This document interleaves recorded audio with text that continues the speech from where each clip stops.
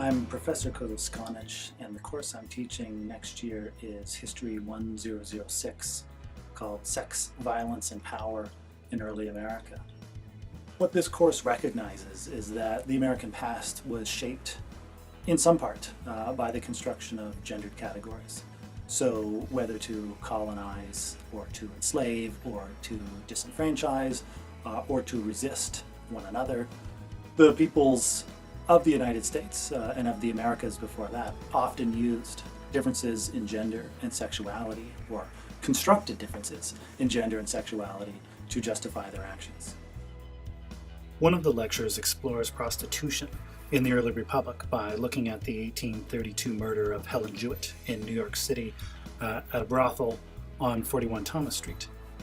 Jewett was axed in the head by a jealous client, and her body was set on fire. Now, the story spread nationally via the penny press, and Jewett was often portrayed as the innocent victim of male depravity.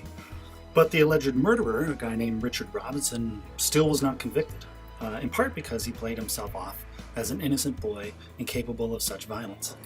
My name is Dr. Steve Connor, and I'm going to be teaching 2 first-year courses next year, both of which have to do with violence in the 19th and 20th century. The first is the history of state violence.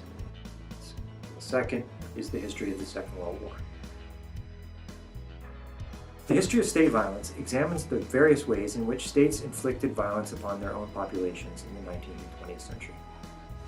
In this course, we're going to look not just at the perpetrators of violence in the states that conduct violent operations, but also the responses of individuals within the state. Part of the course also deals with the development of issues such as human rights and international law. The History Department will also be offering an online course dealing with the Great War, taught by Professor Gordon Morrell. This means that our first-year students will get the opportunity to understand and consider total war across the span of the 20th century. The first assignment for the history of the Second World War allows students to jump right into doing history.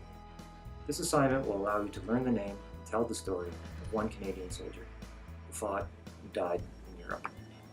My name is Katrina Swigley, and I'm teaching Dangerous, Wild, and Beautiful Women in 20th Century Canada. The course is designed to explore the themes of being dangerous, being wild, and being beautiful in the 20th century. And we're going to look at the stories of individual women to trace the impact of those themes on those women's lives and think about their connections to Canadian society. What I've really paid attention to in this first year course is to introduce students to stories as an entryway for the study of history. And this means both individual stories and collective stories. As part of the work that students will do in assignments will be creating their own stories, thinking about their own stories and how they relate to the narrative of this country. It's an old adage that you don't know where you're going until you know where you've been, and it's quite a true one when it comes to history. When you don't understand your past, it's hard to develop an identity that connects you to your country, to the global world. So one assignment in Dangerous, Wild, and Beautiful will be to have students conduct an interview of their own.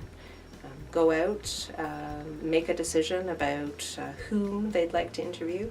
Maybe a family member, maybe a mentor, maybe a professor who's had a particular impact on them, and ask some questions about the past.